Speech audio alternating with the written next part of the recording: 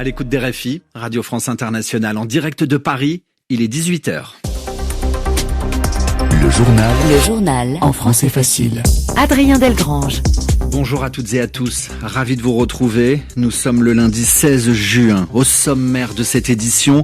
Au 4e jour de la guerre entre Israël et l'Iran, des missiles iraniens ont frappé ce matin les villes de Tel Aviv et Haïfa. De son côté, l'armée israélienne appelle les habitants de Téhéran, dans un certain quartier, à évacuer la capitale iranienne. Le point sur la situation très évolutive dès le début du journal avec Guilhem Delteil. Autre guerre menée par Israël à Gaza. Ce week-end, plusieurs manifestations ont eu lieu dans plusieurs villes d'Europe pour dire stop au génocide.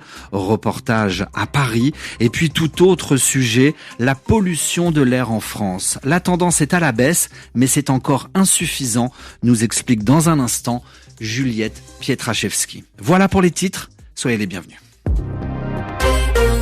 L'aviation israélienne poursuit à l'heure actuelle ses bombardements en Iran.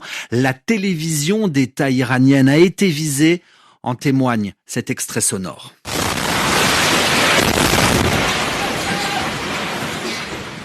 Où la présentatrice est forcée de quitter le plateau en direct, des débris tombent du plafond.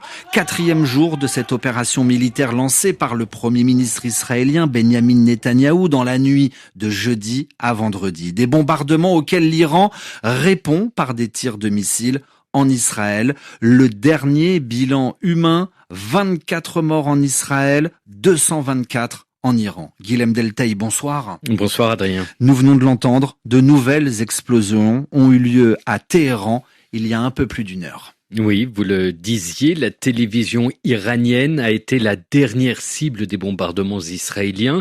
Il s'agit pourtant d'un bâtiment civil, mais le ministre israélien de la Défense avait affirmé que la radio-télévision iranienne était sur le point de disparaître. L'armée israélienne avait aussi donné comme consigne aux habitants des bâtiments situés près du siège de la télévision de quitter leur domicile.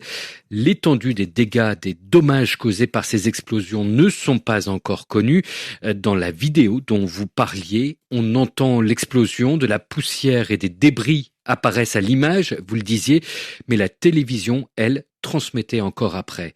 Juste avant, l'aviation israélienne avait aussi visé des quartiers dans l'ouest de Téhéran. Plus tôt dans la journée, des médias iraniens ont également rapporté que l'hôpital Farabi, situé dans la ville de Kermanshah, dans l'ouest du pays, avait subi d'importants dégâts à la suite d'une attaque israélienne. Téhéran a dénoncé alors un crime de guerre. Israël affirme viser ce qu'on appelle des lanceurs de missiles. Ce sont ces engins qui servent à tirer des missiles. Mais pour l'instant, Guilhem, les tirs de représailles en réponse aux bombardements israéliens se poursuivent. Oui, Israël n'a pas réussi pour le moment à mettre fin aux tirs visant son territoire. L'Iran a envoyé une nouvelle salve de missiles vers le territoire israélien la nuit dernière et depuis minuit, le bilan s'est alourdi assez nettement côté israélien. 11 morts, c'est toujours le littoral, les villes du bord de mer qui sont touchées. 5 personnes ont été tuées près de Tel Aviv, 3 autres près de Haïfa, c'est dans le nord du pays. Et là, c'est une raffinerie pétrolière qui a été touchée par le missile iranien.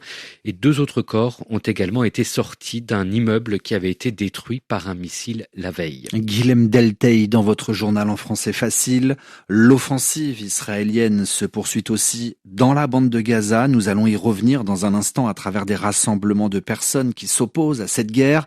20 personnes ont été tuées aujourd'hui par des tirs de l'armée israélienne.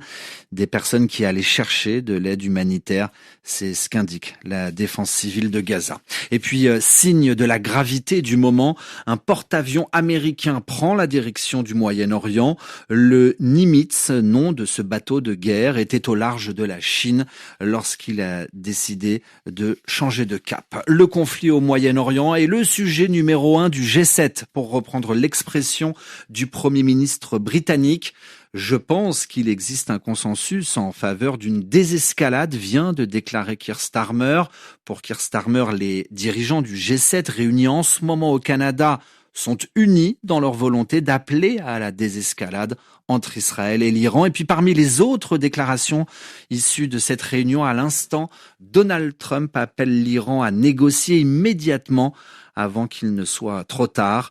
Pour rappel, le G7 est composé de la France, des États-Unis, du Canada, du Japon, du Royaume-Uni, mais aussi de l'Italie et de l'Allemagne. RFI 18h05 à Paris. Hier en Europe, pour essayer d'arrêter la guerre à Gaza, la mobilisation ne faiblit pas. Importantes manifestations aux Pays-Bas, à La Haye, en Belgique, à Bruxelles. À chaque fois, beaucoup de monde dans les rues pour interpeller les gouvernements, pour stopper le génocide à Gaza, disent les manifestants. En France aussi, des milliers de manifestants se sont rassemblés ce week-end à l'appel de syndicats, de partis de gauche, de collectifs en faveur de la paix en Palestine.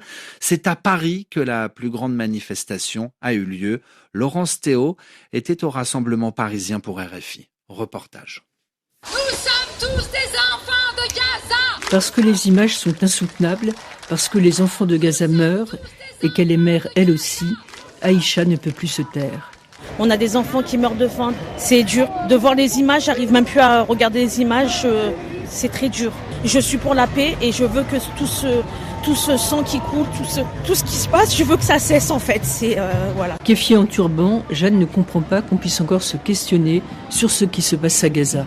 Là, la situation, elle est tellement grave, en fait, qu'on comprend même pas pourquoi les gens tortillent encore pour savoir si on parle de génocide ou pas, se demandent s'il faut intervenir ou pas. Cet étudiant en histoire veut garder l'espoir. On aimerait que ça s'arrête et honnêtement, les images qu'on voit, elles sont insoutenables.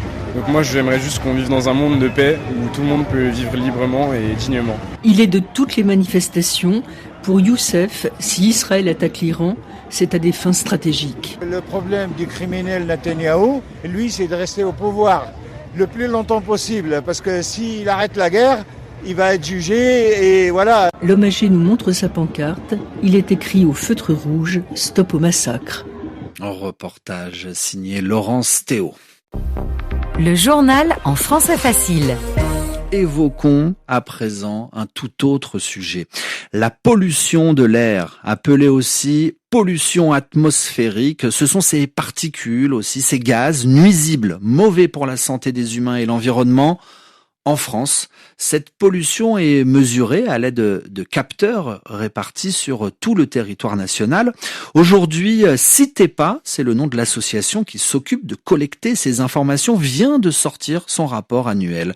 Juliette Pietraszewski, bonjour. Bonjour Adrien. Premier constat, Juliette, la tendance est à la baisse. Selon les données du CITEPA, les émissions de gaz à effet de serre ont baissé de 1,8% entre 2023 et 2024.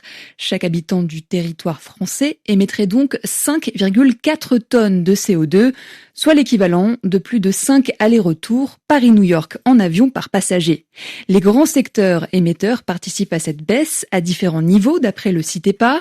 L'industrie de l'énergie et l'industrie manufacturière, c'est-à-dire qui fabriquent, sont les secteurs qui ont le plus réduit les émissions. Le transport routier, au contraire, est le premier secteur émetteur de gaz à effet de serre en France. Il représente, Adrien, près d'un tiers des émissions totales. Les émissions associées au secteur du bâtiment avaient réalisé une baisse importante de près de 10% entre 2022 et 2023. Mais cette baisse en question n'est désormais plus que de 0,7% entre 2023 et 2024. Et à regarder de plus près, Juliette, ce rapport est bien plus globalement, ce bilan reste à nuancer. Oui, car les objets fabriqués à l'étranger, achetés et consommés par les Français dans le pays ne sont pas pris en compte. C'est ce que calcule, en l'occurrence, l'empreinte carbone, Adrien. Et l'empreinte carbone de la France est 70% plus élevée que ses émissions territoriales.